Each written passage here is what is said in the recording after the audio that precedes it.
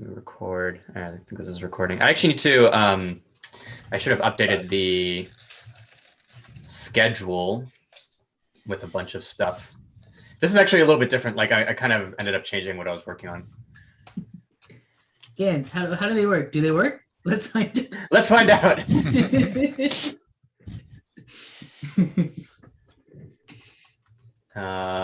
Yeah. Slides about GANPaint. So it's sort of interesting actually, because like I was originally just going to do GANs, and then I was like, we could probably do more than just GANs. And then I got like super into looking through all of these things. Well, so part of it is also like I worked on a lot of this stuff when I was at Google, so like I knew the space pretty well. Okay. Gotcha. Cool. Let's begin. Do you know if Jake's going to join us? Is he joining us? No idea. Let me shoot him a message.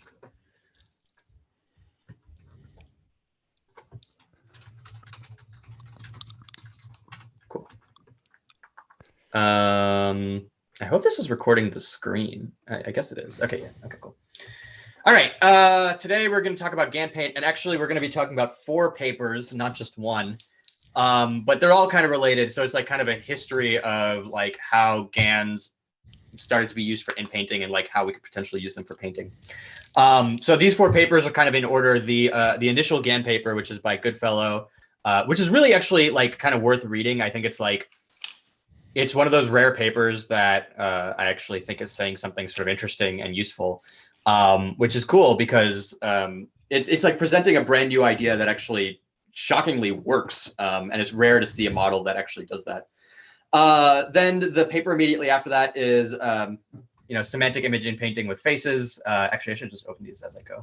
So the initial GAN paper, this is like kind of one of the first papers that the semantic image inpainting with deep generative models is like one of the first papers to do image inpainting with GANs.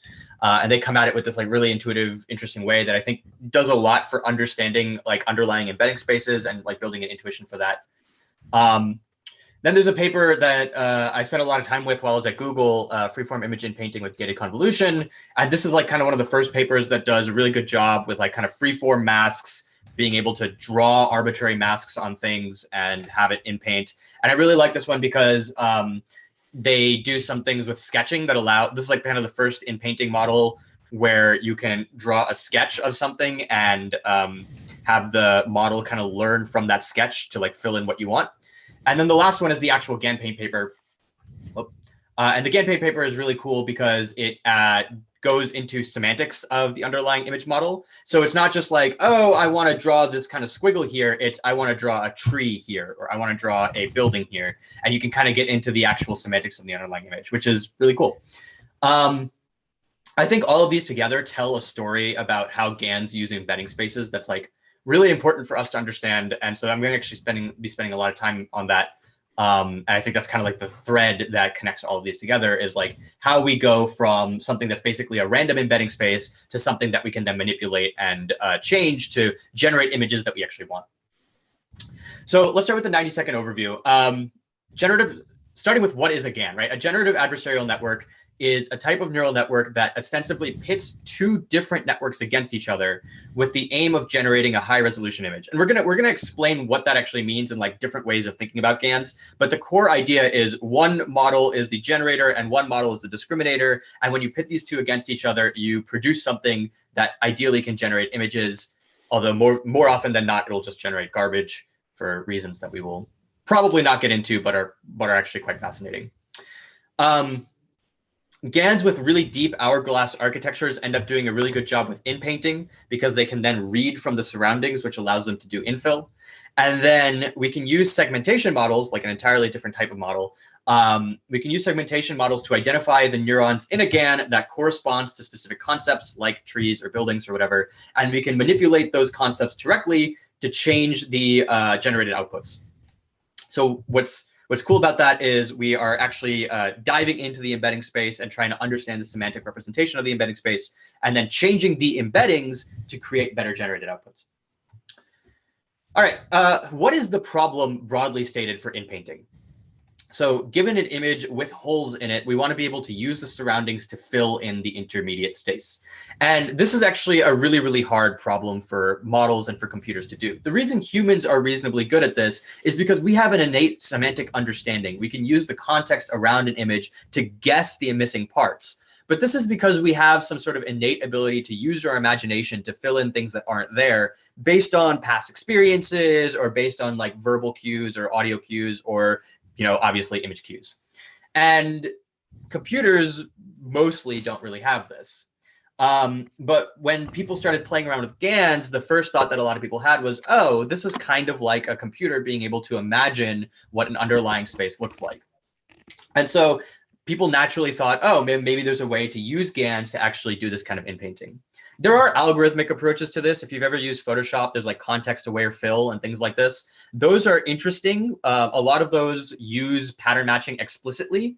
And those will often do reasonably well. But when you start getting to like big blobby type of infilling problems, it stops working. Photoshop type algorithmic stuff is really good when you have like really thin, really small amounts of space that you want to infill. The moment you have anything that's like kind of a sizable area, you start running into problems. All right, so real quick, let's talk a bit about, this is like from our last talk when we were talking about clip, just as a kind of high level overview. So remember that a model has three parts. There's the features, there's the embeddings, and there's the losses. And we previously described the features as kind of defining the upper limit of what information is available. Then there's the embeddings, which are stores of information that the model kind of keeps internal to the weights. And then finally, losses you can think of as magnetic attractors for information, whereas a different loss will pull out certain kinds of information from the underlying embedding space or the noise.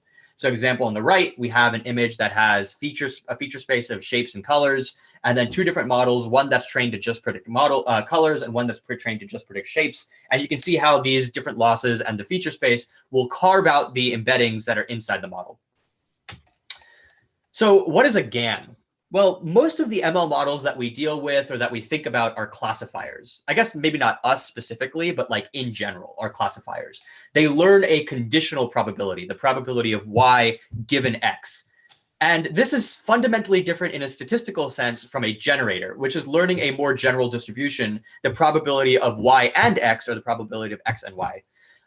So a classifier, like a canonical classifier, is something like ImageNet.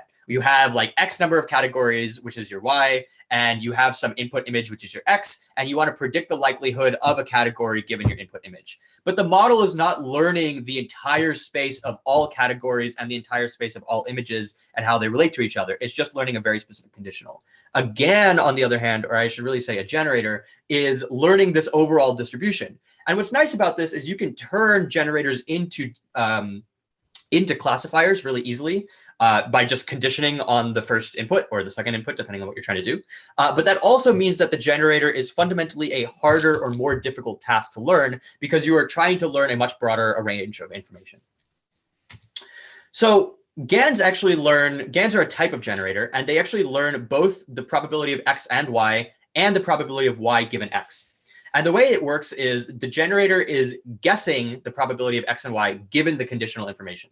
Or in less statistical terms, the GAN is learning to map from one distribution to another. So you can kind of see this with the image below. So you have some input, which is just a random normal, a random vector, basically, some value. And that goes through a generator, which in this case is just some sort of function on that random input.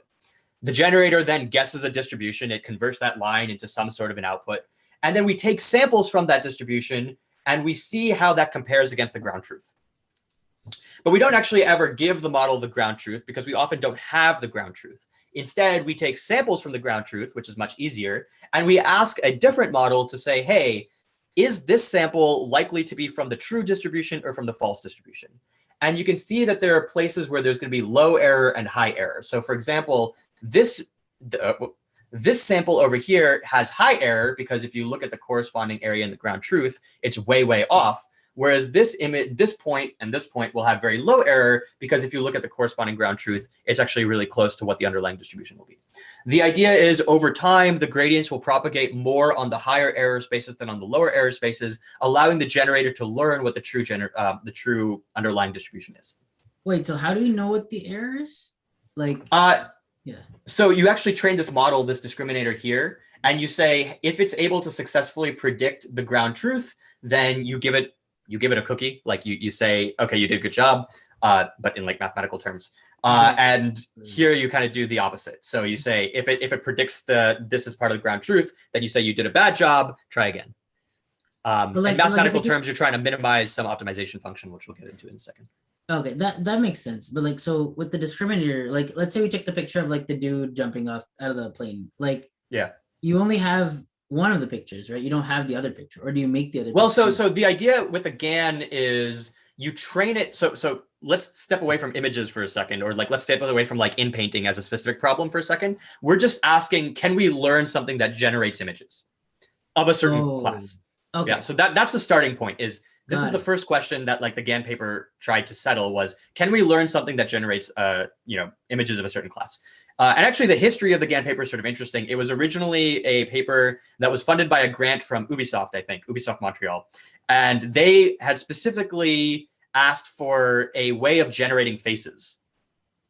Like, can we just generate arbitrary faces, which is sort of interesting. Right. Probably one of the most used grants ever. Anyway, yeah, so that's kind of how the error is being generated. So you aren't like looking at a specific image, you're looking at an entire set of images. In the face example, it'd be like an entire set of faces. Got it. This is the same idea represented in a slightly different way. So you can see all of the different, like kind of an overlap or an overlay of all the different distributions. The dark green one is the one that's produced by the generator. The black dotted one is the one that's the ground truth. And the blue one is the gradients that are produced by the discriminator. So what happens at the beginning is the discriminator is learning that, hey, I do a pretty good job when I predict these guys up top as more accurate. And then eventually it flatlines where it's no longer able to figure out like what the gradient differential is. And this is because the generator has kind of like figured out how to exactly map the underlying distribution. The story that often gets told, because again, nobody really understands how these things work. So we have to like, instead of using mathematical models, we have to tell these funny stories. The story that often gets told is you can think of a GAN as a counterfeiter and a sheriff. The counterfeiter is trying to fool the sheriff, and the sheriff is trying to figure out like what the counterfeiter is doing. And over time, given enough repetition, the counterfeiter will be able to make a counterfeit that is so indistinguishable from the real thing that the sheriff is basically left to just shrug his shoulders and say, I don't know. And that's kind of what you see here, where eventually the gradients will flatline. Got it. Ideally. In practice, that doesn't really happen because empirically, this is a very, very difficult optimization problem with no clear Nash equilibrium. But we don't live for the mistakes. We live for the parts that actually work. So here's an example with an actual image and with the actual losses in place. So we have this Z vector, which in this case, I'm just arbitrarily defining as a vector of random numbers of size 100. This goes into a generator, which effectively blows this up into an actual image, some image G of Z. And then we pass these into a discriminator. The discriminator sees G of Z. It also independently sees some image that's been sampled from the ground truth, which in this case is MNIST, and then it makes a decision. And so we can see these losses are kind of how I would describe them in English, but you can also see them in their underlying actual mathematical representation. For the generator, we want to minimize 1 minus the discriminator. So if the discriminator returns a 1 for the generator, then that is a good thing. If it returns a 0, that's a bad thing. And then the discriminator is trying to do the opposite. It's trying to say, hey, we want to predict 1 for when we get a ground truth, and we want to predict 0 for when we get a generated image. Cool. So this is like the results from the initial GAN paper. And I know that these don't look super impressive because we've probably seen a bunch of different GAN stuff if you've been paying attention to the field at all. But back in 2014, this was crazy. Like the best that we had up until this point was basically some sort of like PCA style averages. There's a paper called Ghost Faces, which is like you basically do some PCA on images and then you like average them together and you can kind of get a face. And this was just like head and shoulders above what was out there at the time, and it was really cool. Like people were like, oh, we have this thing where we're putting GANs against each other or neural networks against each other. Maybe that's like they're learning off of each other. So you could tell this like really neat story that came with it too. But all of these are like these images are generated. Just so the yellow ones are generated. Oh, okay, got it. Yeah. from the data sets, like the ones on the left are like example data sets. Got it. Yeah, I mean, I think what's interesting about this is like, even here you can kind of see the potential. Like this face, for example, is like really good. You know, it's like arguably like this face is better than a lot of the faces in the actual data set, you know.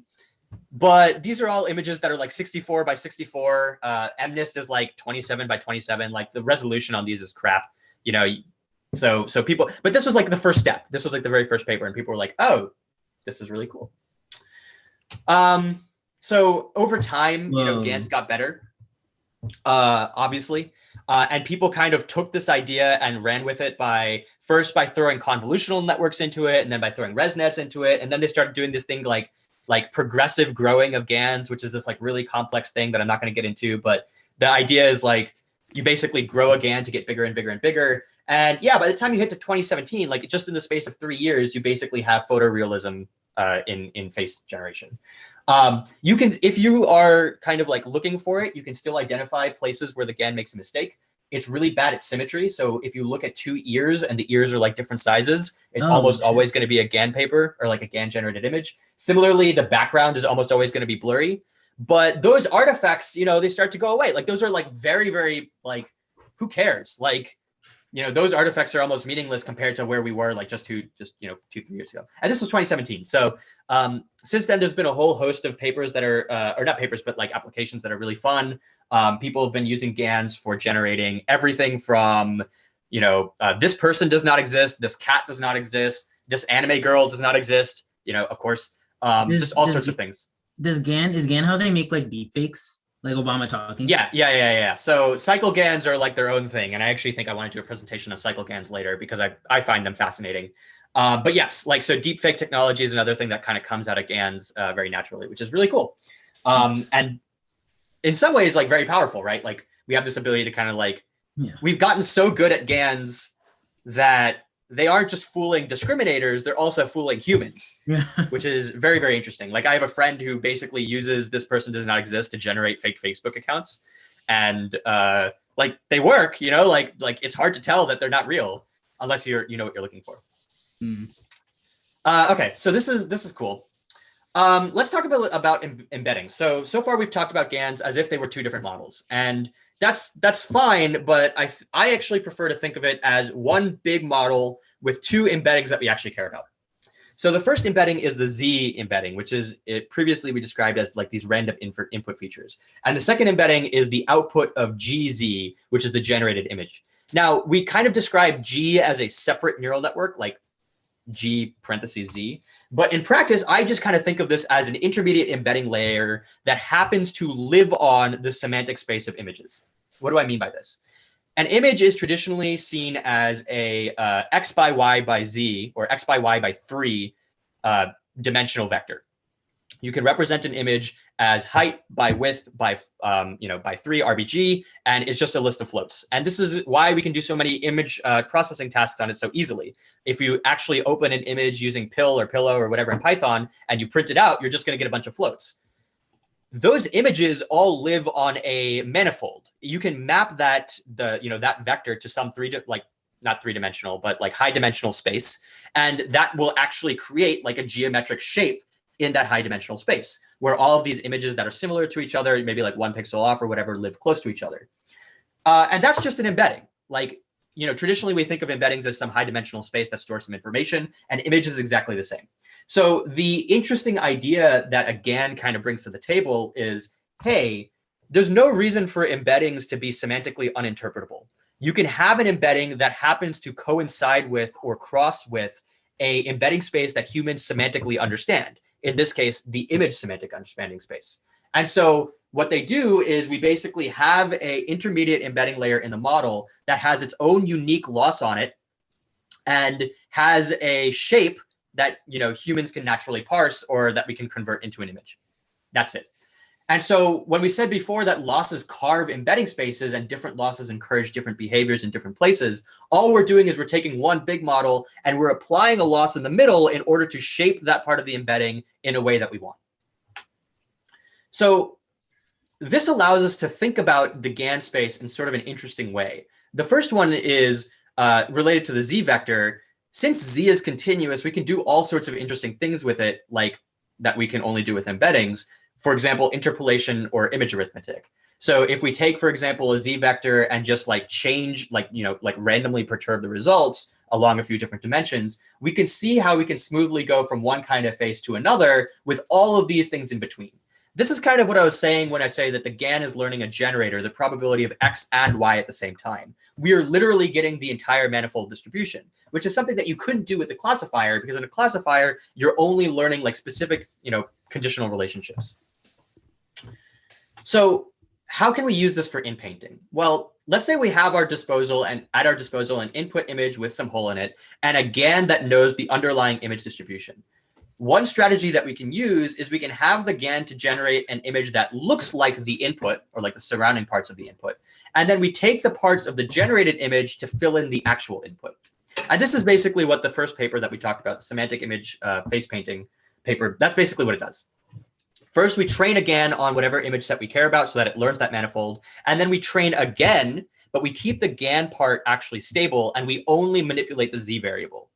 The second training stage has two losses. One is a consistency loss with the input, and the other one is for realism in the generated area. And this pattern of like having a consistency loss and a realism loss actually becomes pretty common in pretty much all future inpainting work. So the consistency loss is pretty straightforward. It says in the generated image, make sure that the parts that are generated where we know what the input looks like are exactly the same or as close to the same as possible. So this makes sure that like the borders aren't going to be radically different and forces the model to be in the right part of the embedding space. And then the second part is to fool the discriminator. So we already have a discriminator that's already been trained. We want to fool that discriminator to say, hey, the intermediate part is realistic. Like it looks like what you might actually see in an actual image. And so you get something that looks like this, where you start at a place where the image is like kind of not really correct. Like you start with a random Z vector, and then you send gradients to that Z vector, literally interpolating through the image embedding space until you get to a image that looks roughly correct. And then you blend that with the input, and then Bob's your uncle, you have an inpainter. And it's a semantic inpainter too. There's some things that are nice about, does this make sense, by the way? What do you mean by semantic inpainter? Like it's not based on patterns, it's based on the underlying content of the space, like the manifold. Got it. I think if you can visualize this somehow as like some high dimensional manifold that you're literally walking along, that'll make a lot of these like concepts a lot easier to understand. Okay. It kind of makes so sense. This is a neat trick. Like this is a neat trick. The fact that you can like, literally send gradients to the Z vector in order to change while keeping the generator and discriminator constant. Like that's actually a pretty neat trick. Yeah. Cool. Okay. I'm assuming no questions. So here's some examples. Again, this is like kind of an earlier paper. I think this is 2015. So people hadn't really gotten to like super high resolution images, but you can see like it does a reasonably good job. Some of it is like weird. Like this is all like super uncanny valley, but this last one looks really good. And what's neat is, the input can actually be pretty sparse.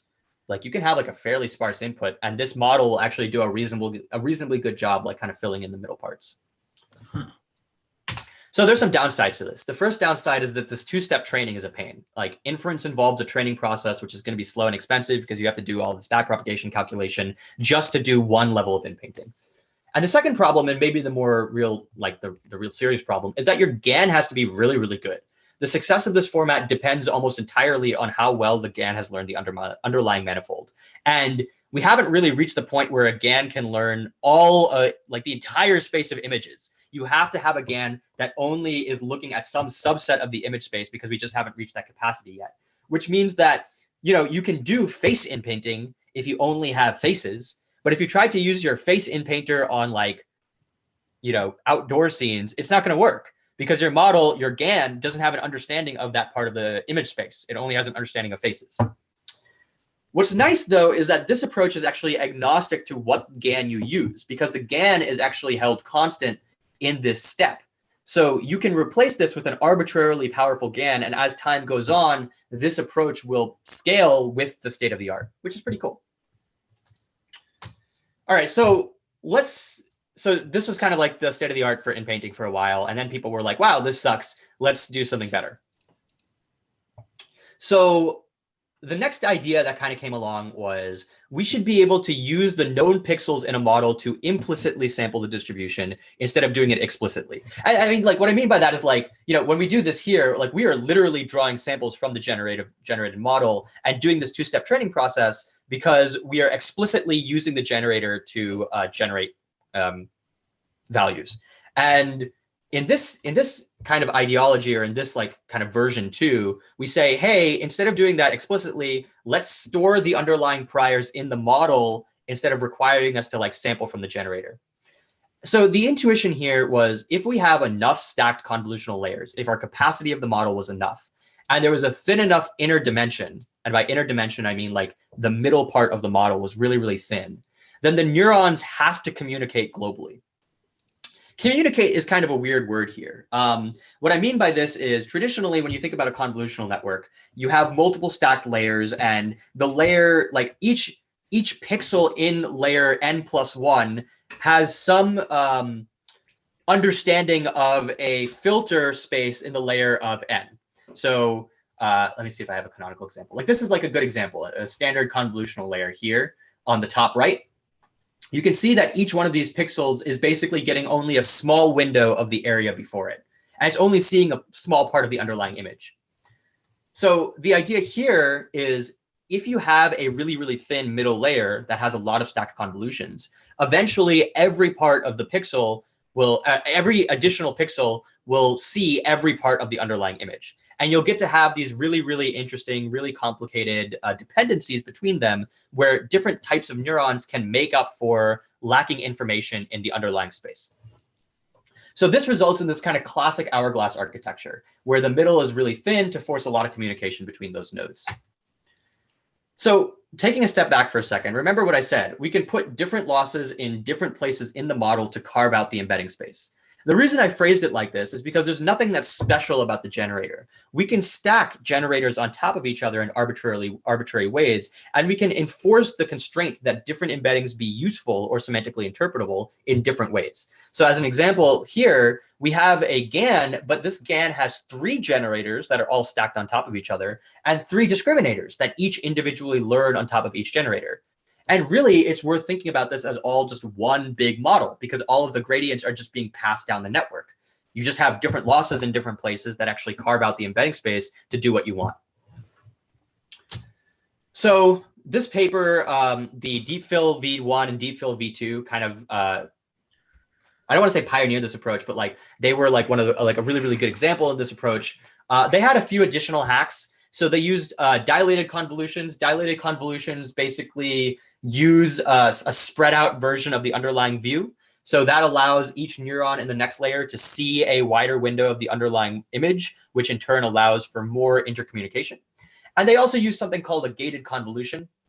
A gated convolution is kind of an intention. It's like, it's similar to transformers. Like it's in the same vein as like allowing the model to learn the attention of the underlying image. Basically, it says, hey, instead of like passing the same binary mask over and over again to each layer, let's use the soft gating in order to allow the model to learn where it wants to focus.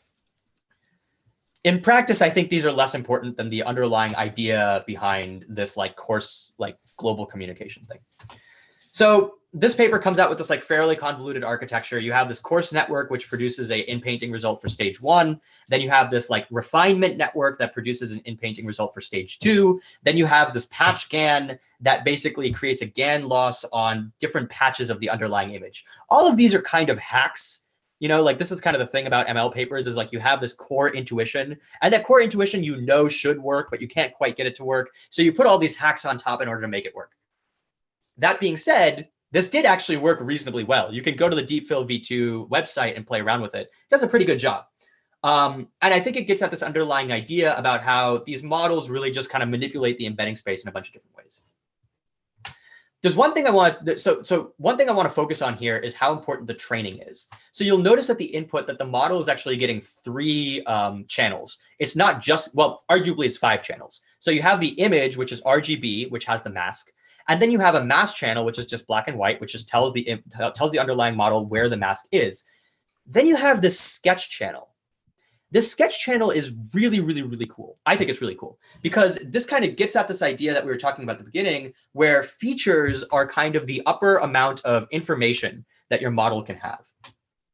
So when you train a model on the sketch layer, the model ends up interpreting the underlying sketch layer as a source of information that it then blends with all of the other information that's coming in from the model, from the input.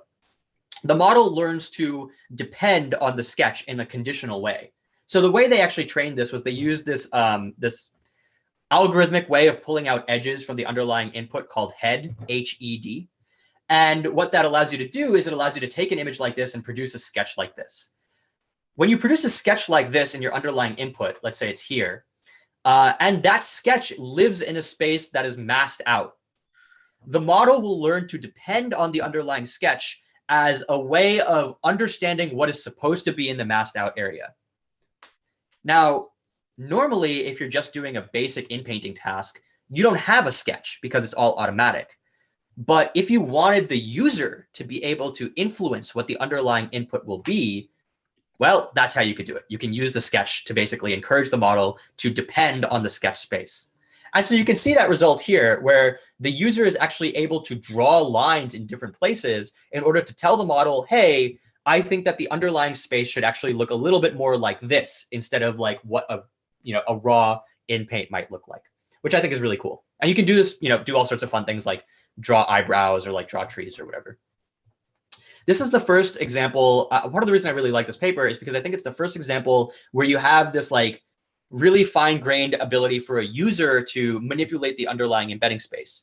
And in this case, it's manipulating the underlying embedding space by manipulating the features. But this kind of goes back at the idea that features are just part of the, it's just another form of an embedding. And the model is learning how to convolve all this information together in a really high dimensional, really convoluted way.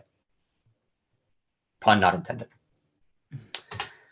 Okay, so a problem with the previous Inpainting version was that we don't understand them, right? Like if I draw this line here, like, okay, we know that this is eyebrows, but in practice, like the model is guessing. We're hoping that the model will figure out that these are eyebrows. We don't have actually any way of saying semantically, I want to draw eyebrows here.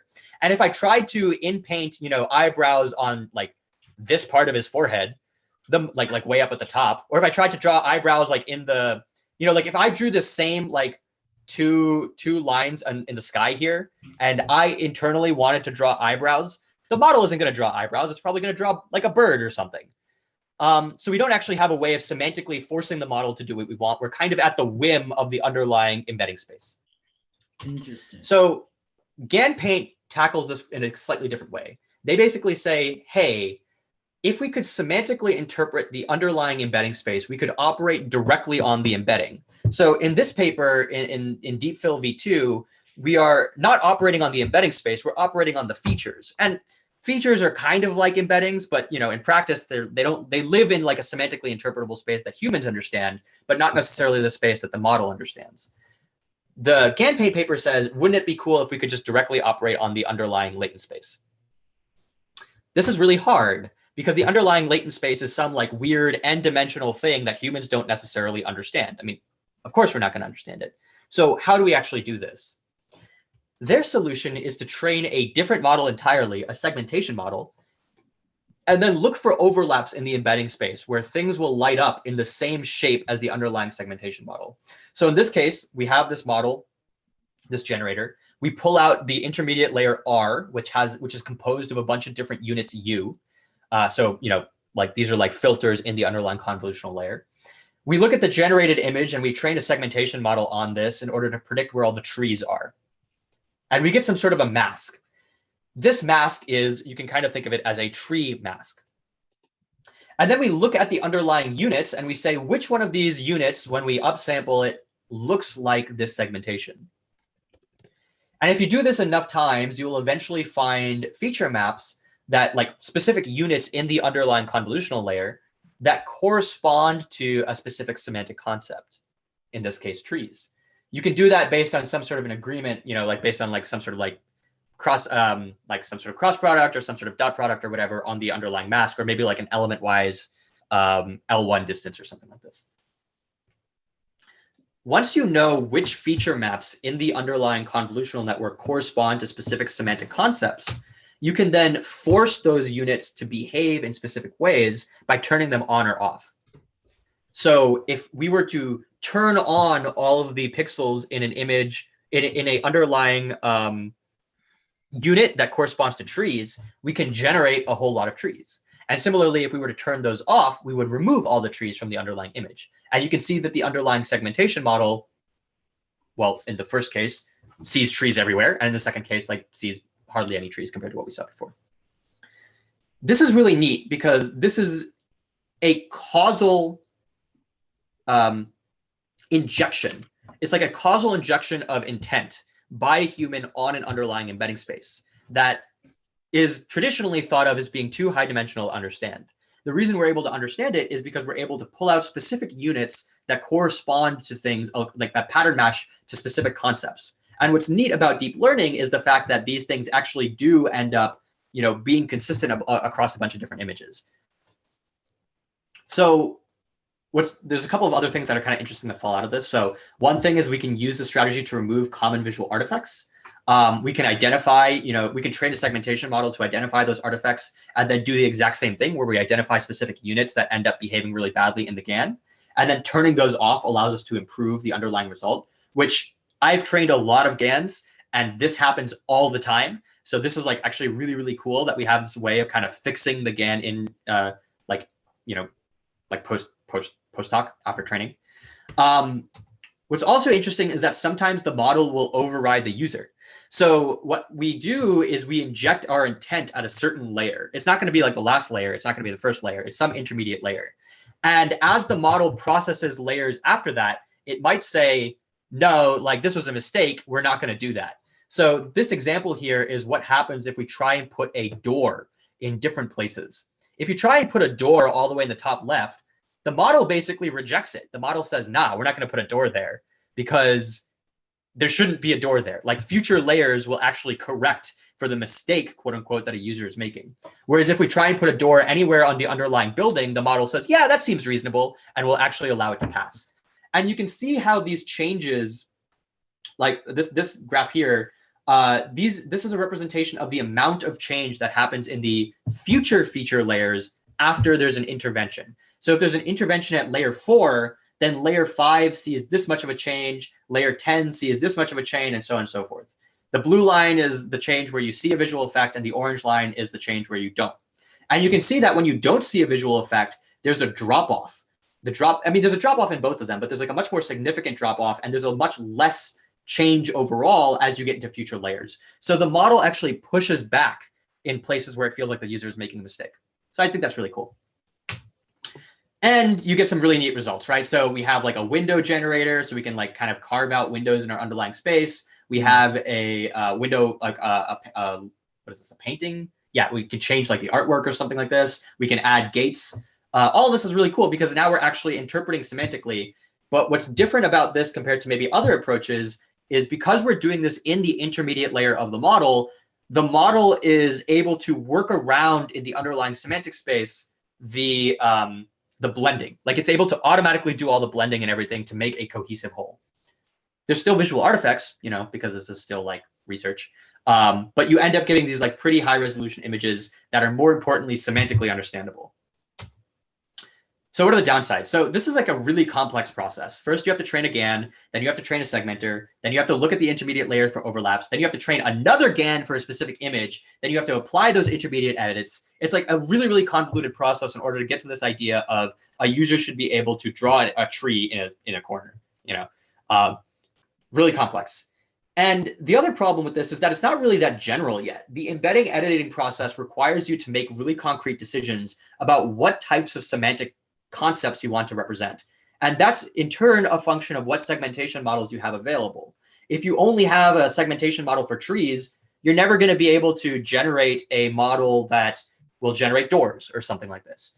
And that adds a lot of overhead because every time you want to add a new concept, you have to train a new segmentation model and do this whole process again. That also, that's also assuming the kind of another fundamental limitation here. You are then assuming that all of your concepts are easily segmentable. which is not always the case. Sometimes you're trying to get at some more abstract concept, like maybe I just want everything to be sepia toned or something like this, and like segmenters will have a hard time understanding that. Well, maybe like it gets a little fuzzy as you get more abstract. So that ends up being a problem. Okay, so that's GANPaint. Like this is the GANPaint paper. So miscellaneous final thoughts. So this is kind of like a history of GAN Inpainting, starting from the actual original GAN as a generator all the way to GANPaint. And it's kind of neat to see because it's pretty clear that Inpainting has come a long way with like really, really meaningful changes in the underlying architecture and how we think about embeddings. And the reason we're talking about this at all is because Jake and I had this idea from a very early stage that it would be really cool to use AI to power artistic tooling. This was kind of the idea behind style transfer at the beginning. But having actually dug into the underlying paper, it's actually pretty obvious that this is not quite at the level where it's product ready. It's close. There's a certain, but we're getting to the point where like all of the underlying features are in place. We have the ability to do like kind of forced semantic interpretation and things like this. But there's a certain amount of randomness that still exists with the outputs, and it's still really, really easy to tell when a model has kind of made a change. Maybe there's a world where you can use GANPaint for some kind of, intermediate sketching or whatever. But in practice, I don't think that this is quite yet ready for like productionization.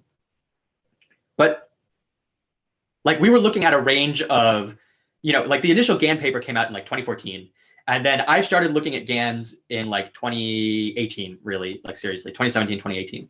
And already it's just moved so fast. And like, we have all these crazy new technologies and we're kind of understanding the underlying GAN space a lot more and more. So it's not crazy to say that like maybe in another year, this will become basically indistinguishable and much easier to use. But as of right now, I don't think it's necessarily there yet. So that's my take. But, we were going to have one of the interns potentially work on this. And if she's still interested, I think like that could be actually really interesting. Okay. So yeah, so that's it. Any questions? Happy to answer any questions. Yeah. So like, I'm confused why it's not production, like, or like close enough to being like used in a project, because like, it seems like even, actually, I guess I have two questions. One, it seems like that input to output seems fine. Like it seems like it's something, like, and the second thought / question is like, from what I understood, like you have to give it a lot of different faces for it to be able to make faces, right? So like if a user has their like soot environment and they have like lots of different pictures, wouldn't they need like a lot of the same picture to be able to draw like more pictures like that? Yeah. So right. So what you're getting. So let me answer the first question first, which is, no, this is like entirely subjective. I personally think like there's visual artifacts and stuff like that kind of make it hard to use and like make it. I like the training process is a pain in the ass, like enough that like it wouldn't be trivial to productionize something like this. This is without getting into how they train the underlying GAN, which I purposely elided. But there's this paper called Progressive Growing of GANs from NVIDIA that basically was the thing that took us from 2016 to 2017. Like this is a huge jump in realism, right? But the way we got there was through this incredibly arduous training process. The way it works is you start by training a GAN that only does like 4x4. And then once it's kind of good at 4x4, you take that, add a few layers on top, and then train it for 16x16. And then you take that and add a few layers on top and train it for 32x32. Like this is a training process that is incredibly slow and incredibly expensive.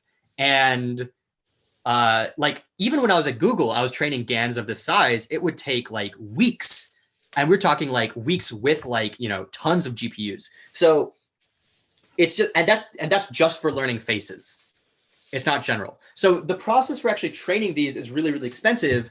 We're close, but we're not like we're on the right trajectory, but like it's still not generalizable enough to be productionized, in my opinion. Got it. To answer your second question, which I forgot. What was your second question? Like, it seems like you need a lot of the same thing to be able to produce these, like, to use the GAN. Yeah. So that's actually a good point. So GANs are really good at understanding like one kind of manifold. If all of your images look like faces, then the model is going to have it's going to need a lot less capacity. It's going to need a lot less parameters in order to generate a decent face. The trade-off of this is if you have like a really, really large variety of stuff, your GAN is forced to learn a manifold that is much larger. And so it therefore has to have a much larger capacity. And that capacity, GANs become more unstable the larger they get in a lot of ways. And this is true of models in general. Like the more capacity you put into a model, the harder it's going to be to train it. And I don't just mean in terms of training time, but that's true. But it's also going to be in terms of the amount of data that you need and the likelihood that the model will just fail at training. And so that makes training of a GAN that can handle even two kinds of concepts quite difficult, because those parts of the manifold might be really, really different. I mean, if you just think about like the image manifold in general, like the manifold of all possible images, that is a massive, massive, massive, massive space, right? Like it is huge. And so the amount of capacity that you need for a model to actually learn that is like unreasonably big, which is why you only see models that are like trained on subsets like faces or outdoor scenes or whatever. Got it. So just to like distill what you said, it's like if we have a lot of faces and shit, then it makes it really like it makes it very photorealistic. But like if we have a few, you can still do it. No, I wouldn't take it that way. Let me also say this, like, so I've kind of outlined over this part too, but it's worth kind of getting into a little bit. This this training regime, one second. But this training regime with this loss is really unstable. And the reason it's really unstable is because, like, in the ideal case, the generator wins, the counterfeiter wins, right? The counterfeiter is able to say, hey, you know, I have produced something that's so photorealistic or so similar to the underlying, you know, distribution that we're good. But more often than not, the discriminator will win. And what I mean by that is the discriminator will get so strong that there are no gradients that actually propagate back to the generator that are reasonable. So the generator is basically just forced to flounder around with like super high error, and it gets caught in some local minimum that's not going to actually look good, and then it just gets stuck. Can't you just make the discriminator weaker then? So actually, it's really good that you say that. Yes, there are a lot of different mechanisms by which people try to make the discriminator weaker. For example, some people will have these like really, really like fine-tuned training regimes where you train the generator for 10 steps every time you train the discriminator for 1 step. Or maybe you like randomly reset the discriminator every now and then. But this is a problem, because the more hyperparameters you introduce, the harder it's going to be to train a GAN for any specific thing. The more time it's going to take to train that GAN, the more errors there are going to be. It's just a pain. And so the short answer is yes, there are ways to do this, but in practice, yeah, it's very, very hard. And it's a very unstable equilibrium in general. So let me get at this another way. Traditionally, when you think about a classifier, when you're training a classifier, you have a image manifold, right? You have like some input manifold or some embedding high dimensional space, right? Your loss can also be represented as a high dimensional space. Your loss is also some geometric shape that has its own optimums and minimums and whatever. What's weird about a GAN compared to a classifier or some other thing is that your loss manifold is unstable. So you have an embedding manifold that is unstable, and your loss manifold is also unstable. And so as the generator reaches a global optimum in the underlying loss space, the next step, the entire loss could change. And so what used to be a global optimum might now be a global minimum, or like global, the opposite of optimum, like a really shitty place to be. And so that lends itself to a lot of instability and a lot of confusion in the underlying model space. Interesting. Okay. Those are my questions. Cool. Grant, you got anything? Oh, this is good. Yeah, I feel like the like GANs, like the generating images stuff is like wild, but I feel like I sort of get it. And then kind of as you were saying, like the inputting, the like layering of the semantic stuff is, it seems wild that that works at all, and kind of brittle and yeah. But it, But I mean, what's crazy is like this is magic, you know? You're right. Like it's yeah, super brittle, but it's also magic. yeah, totally. But I wonder like, and you were kind of saying this, like, yeah, the fine tuning gets really weird because yeah, like, yeah, even what like the behavior should be like in that door example where it like won't let you put a door. Right, right. It's like, yeah, probably, or I understand why it won't. I don't know, like, yeah.